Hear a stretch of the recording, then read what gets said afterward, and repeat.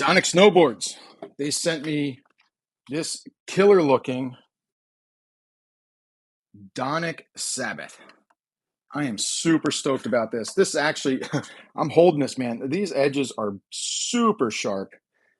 I feel like they could cut my fingers. I did ask, they normally come with a 0-degree edge base bevel and a 1-degree side. I asked for 1 and 1. So basically, if you have a 90-degree and, well, sorry, this is your base, this is your sidewall. They do 1 degree or 0 and then a 1. And I asked for a 1 and 1. Keep it that 90. Sometimes I run a 2 and a 0. Sometimes I run 2 and 2. Kind of depends on the setup. And I can talk about that shortly. So here's what we need to do. This sucker definitely needs some wax. I could have paid to have it pre-waxed. I had a feeling I was going to be taking this into the ice box, Big Snow. And because of that, I didn't want them to wax it. I wanted to put the wax that I knew what was on it. And that would be some of the Purl Wax as well. You can see some dry spots here. Great structure on the board. But what I want to do is, since it's so sharp, there's these edges. I'm going to show you. I'm going to walk around here. If you see here, see how like the contact point is probably right around there, right? And then it kicks up, and then it really kicks up more. So what I'm going to do is I'm going to take a file. I'm going to go along there, and I'm going to take off some of that edge. Nice thing about this bench is I can set this up like this. Got a little lever here. Now, again, what I want to do is I want to see, take a file. It normally has a rougher side and a smoother side, but I guess it doesn't matter. But again, I'm looking down. Now I'm looking down. I can see the camber come along, and right around about here, I can see that it starts to kick up, and it kicks up even more. And you can see probably the profile of the board comes along, hits kind of a hard angle here, and then starts back. So I'm going to start probably around here, start to take off some of the edge. But ultimately, I have a feeling I might come back all the way to here.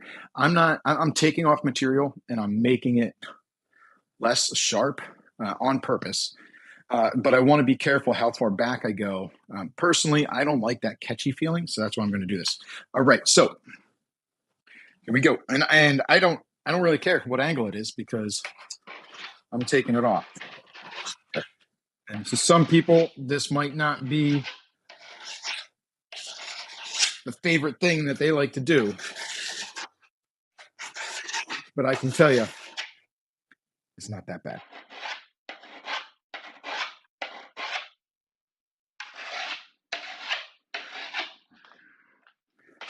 I'm not going to use any of this edge to carve, so I don't have a problem doing what I'm doing.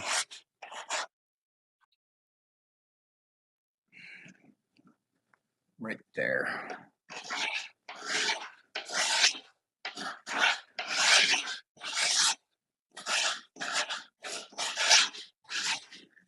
All right, and that's a lot smoother. Now, again, I'm just kind of hitting this high point here. I might come back further. We'll see what happens. But I just did that on one corner of the snowboard. So now I have to do the other 3 corners. So let's see how that goes. Again, I'm kind of hitting that. It's like almost like an angle here. And kind of at like a 45. I'm not really left-handed, but I'm going to go for it. Sometimes you just go switch, you know.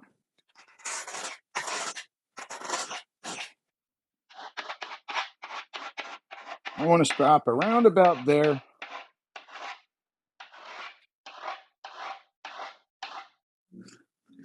A lot of people say you want to really take the file in the direction that you travel.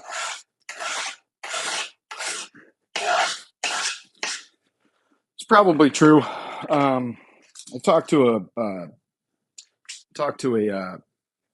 what are they called? What kind of smith? A guy that sharpens knives. And he said really blades kind of create a memory. See, and which this is, right? It's a kind of a blade. It's a still edge. And that's kind of the reason why is you want it to kind of slice the same way every time. Now for me, I ride switch a lot, so I don't really buy into that because again, I probably ride switch about 50% of the time. So I'm not. I want to train my edges both ways. That's just my kind of thing. Again, I'm finding a high spot, taking the edge off.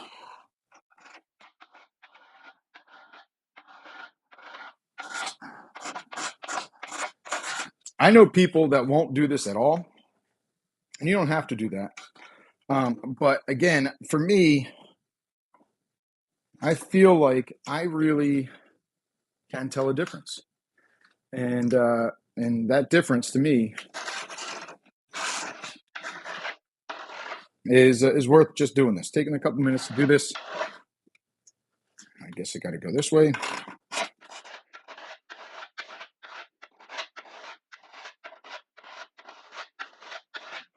Now, all right, cool.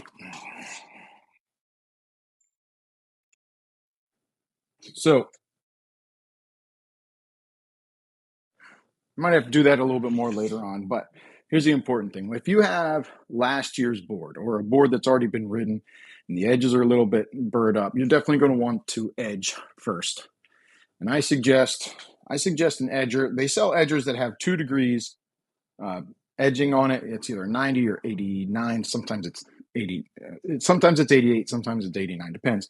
But I like this one. And the reason I like this one is, as you can see here, it allows you to pick a different angles. And it can even go a half angle, 1 degree, 0.5, 2, right? And what you can see what it does here is it changes this. So when I pull the edger along it, right, it just changes how it touches the edge. This is a file guide, really, but it changes how it touches the edge. And then the cool thing for this it goes from zero all the way. Oh, I went around the horn. 2 seconds. I think it goes to 5 degrees, 4, 4.5, 5. Goes all the way to 5 degrees. And the reason, so for some of you, you might think like, well, hell, I'm never going to use that much. I'm never going to use that much. And you probably won't. But what happens is a lot of times, especially people with alpine boards, what they do is they kind of ride that 0, 0 or 0, 1, and then they kind of, as they need to edge, they only change it by half a degree. So they might change that base edge to half a degree base angle, and then maybe keep the 1 degree side that keeps it sharp. And then maybe they go 1 degree, 1.5, 1.5 degree, 2, something like that. So that way they can kind of keep the edge sharp, but also they can continue to extend the life of the edge. And then, sometimes it can get like 3 seasons out of a board. It really depends on how much they're racing or whatever, or how dull their edge is getting. All right, cool. So again, if this was last year's board or a board that was ridden and previously waxed, what I would probably do now is I would use a base cleaner. I would make sure that the base is nice and clean. Feels a little dirty. 2 seconds. All right, there is a special thing for this. I'm just using a shop towel for now. But what I'm going to do is I'm just going to go in one direction here. It is taking off just a little bit of dirt.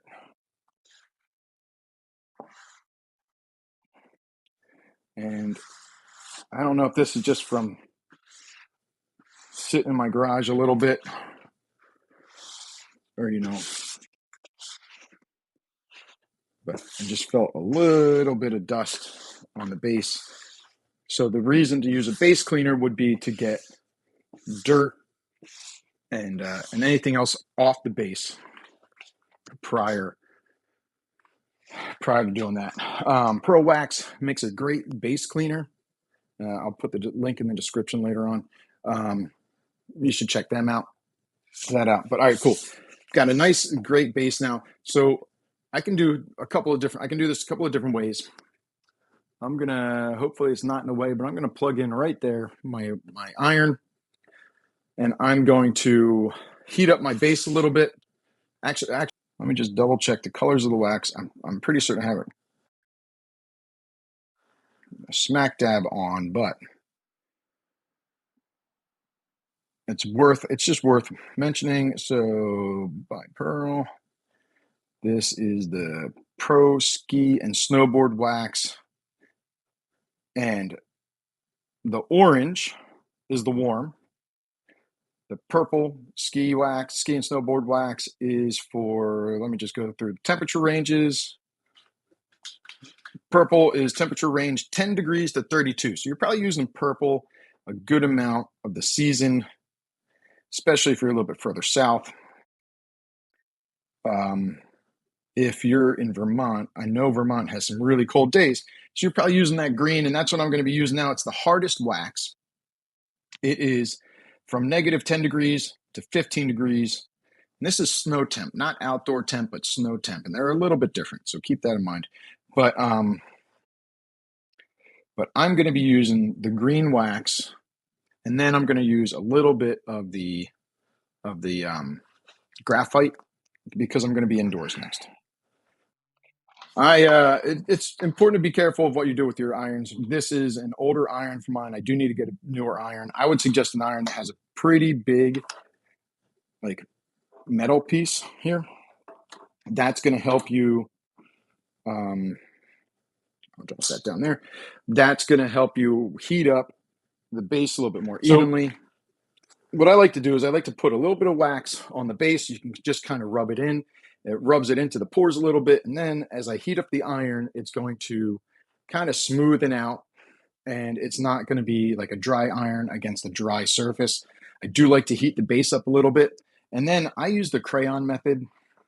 Basically, what a lot of people do is they take the iron and they take the wax and they go like this and they drip it all over the place. And you'll notice when you do that, it gets really hard to see where it gets really hard to take that little wax drop and smooth it around. And you end up with using so much extra wax. So this is my little hack, my trick. So we're getting ready to wax.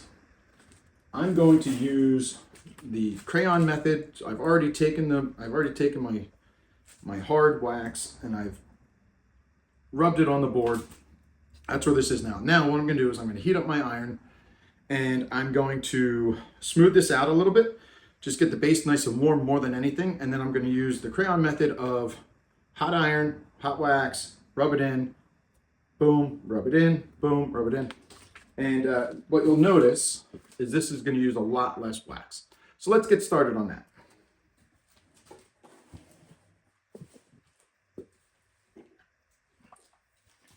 There's a small chance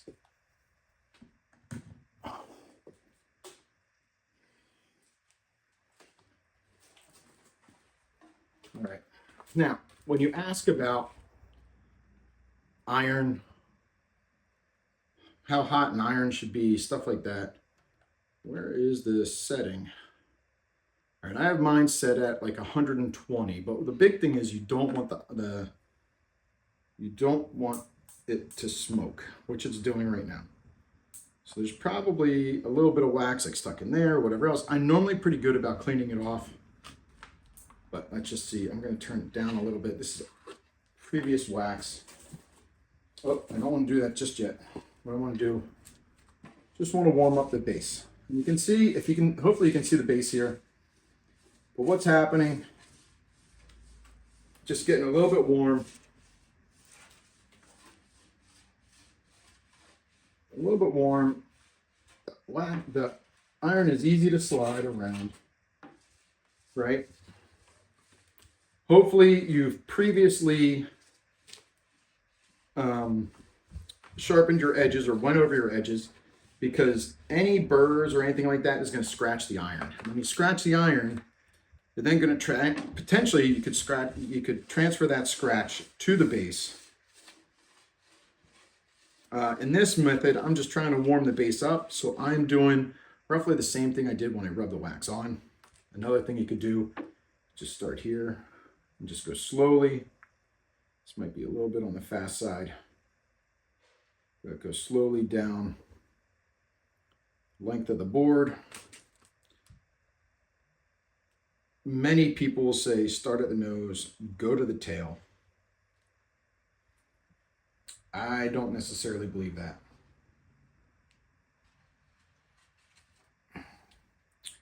And it should leave, you can see it's like wet here, dry here, right? Wet, dry. That's good. Again, I'm gonna go down, and you should see, you'll feel the wax start to melt. You'll feel the iron, it almost floats. You can feel when it starts to kind of like grip and grab. I can see over here, I didn't stay long enough. It is worthwhile buying a decent iron.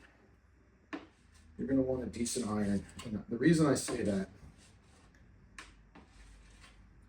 is because if the iron isn't good enough to melt your wax, you're gonna end up doing so much extra work, especially if you use the drip method.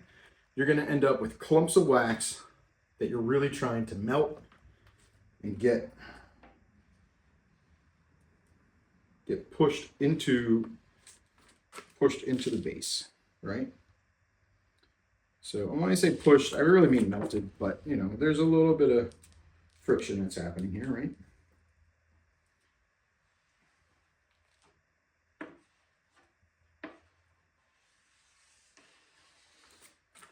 And again, I don't believe in solely going from nose to tail. I don't race. I don't have it. Well, this board happens to be directional, but I don't have a directional board. I don't have a specific nose or specific tail. I want to ride my boards forwards and backwards. And because of that, I'm going to, so here's what I want to do. I'm just going to slide this back a little bit. Yep, perfect. So here I am. I am over the board, so if it does drip, it's going to drip on the board. It's not the worst. I'm probably going to try and smooth it out really quick. But again, hot iron, wax, just that, and boom. I could probably turn the wax iron up a little bit.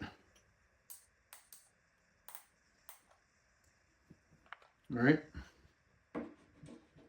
crayon method.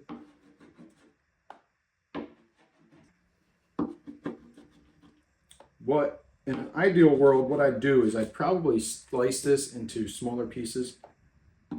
So it's a little bit easier than holding a 1 pound brick.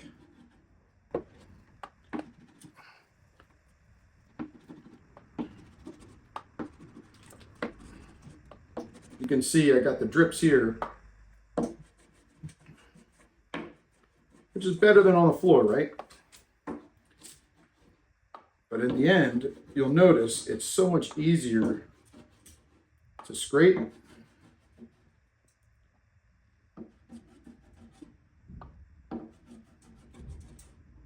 And it's still just as easy to wax. When I've had an easier piece of wax to hold, I have definitely felt like this has taken a lot less time. I feel like I'm using this is taking a moment, so I'm just going to smooth these out really quick.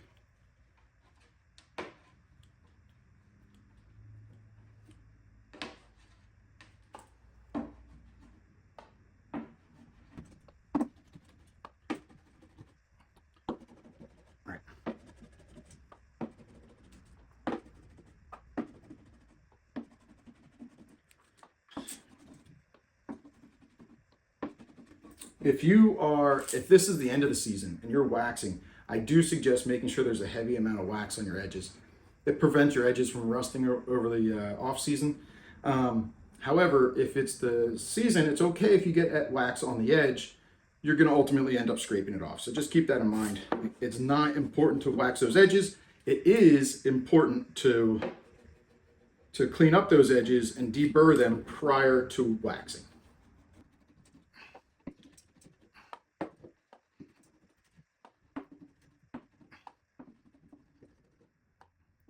And for those of you, again, for those of you that if you happen to have an ultraviolet iron, what's your method?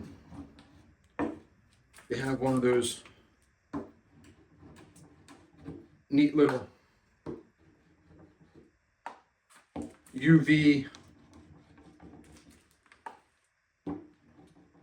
What do you do? How do you handle this? Thank you, wax. All right. Now, here's what I'm going to do. I'm going to take that iron and I'm just going to go nose to tail.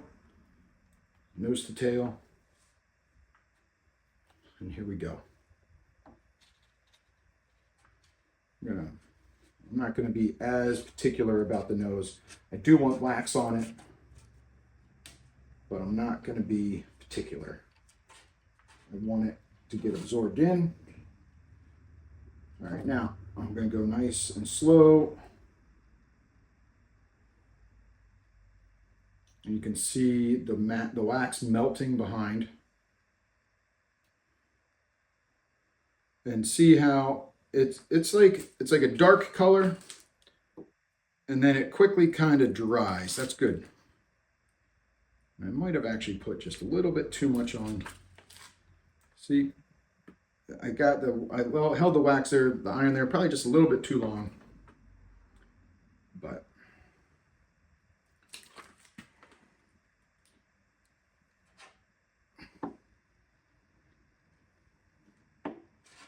all right, that's one pass. Well, I'm thinking about doing with that graphite. I don't mind going left and right as I do this, but the idea really is to go one direction.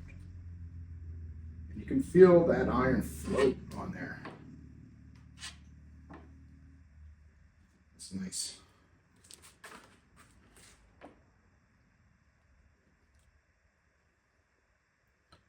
All right. And what I want to do, I really want that wax. Probably what I'm going to do, since this is a brand new board, right?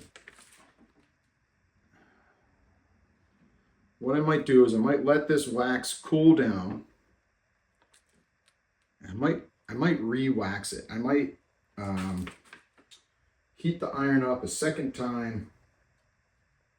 Let the board cool, let it absorb all this stuff. And then what I'm probably going to do is heat it up again and then just run the iron over this again. And the only reason I say that, this is a brand new board, brand new wax, right?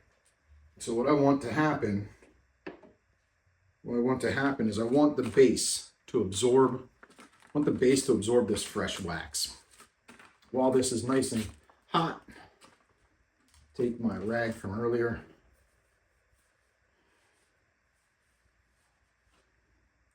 Be careful, the iron is hot. But I'm trying to get all the extra wax off of it.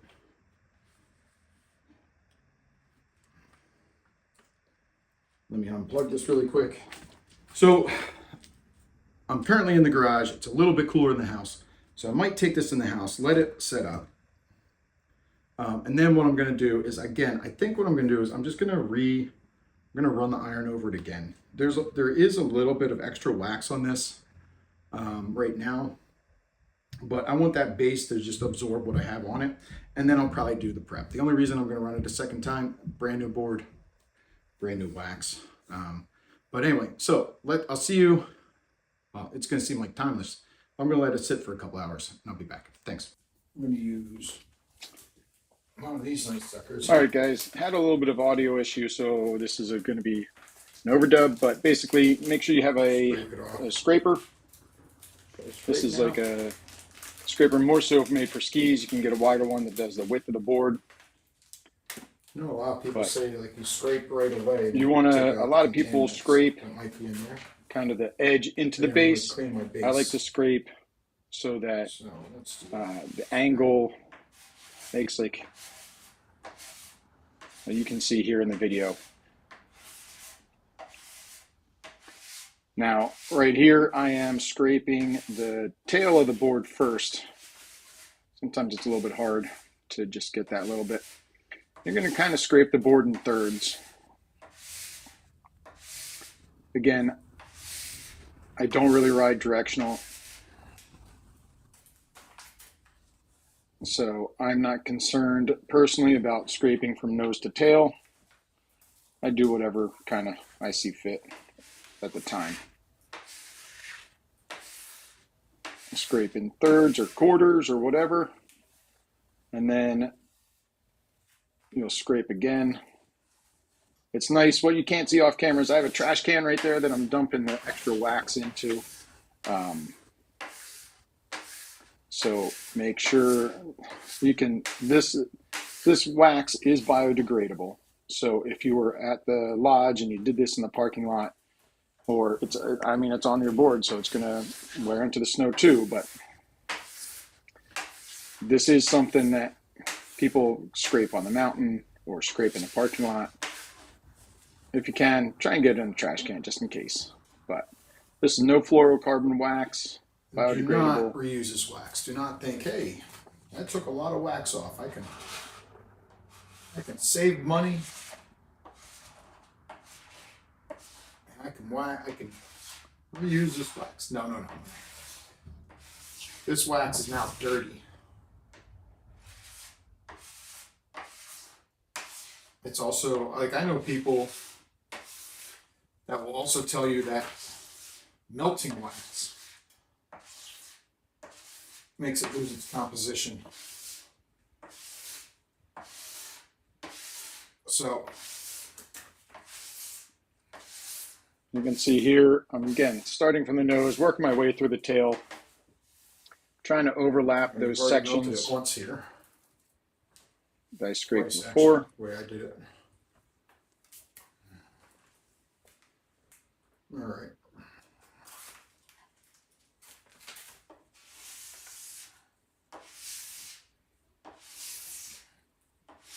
So in an ideal world, it's quarters, thirds, halves, and then the length of the board.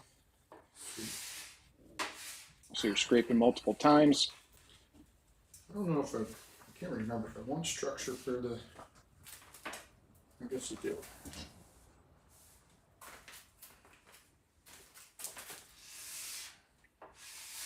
Once you scrape, this is something you can cork. See in a minute, I do kind of like throw a Roto Brush on it just to give it a little bit of texture. All right.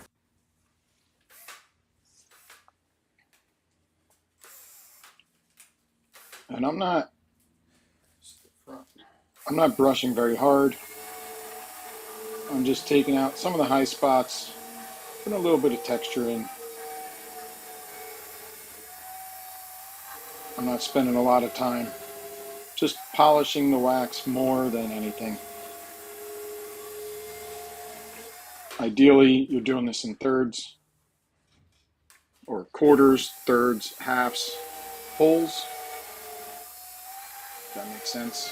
Break the board into quarters and do it a second time in thirds, and then a third time in halves.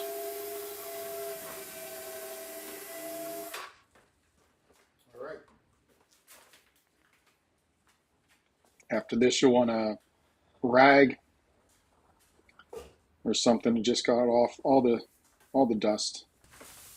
Takes off some of the high points of the wax. All right. A nice little gouge there.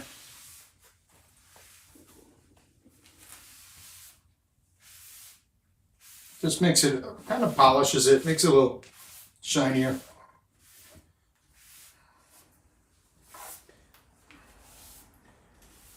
Yeah. Ready to hit some park. All right. For the best performance, you probably also want to cork your board, your base, and wax at least every weekend or every 3 to 5 days of riding. Now I gotta see. Thanks for watching, guys. Let me know what you think in the comments below. Don't forget to like and subscribe. Thank you.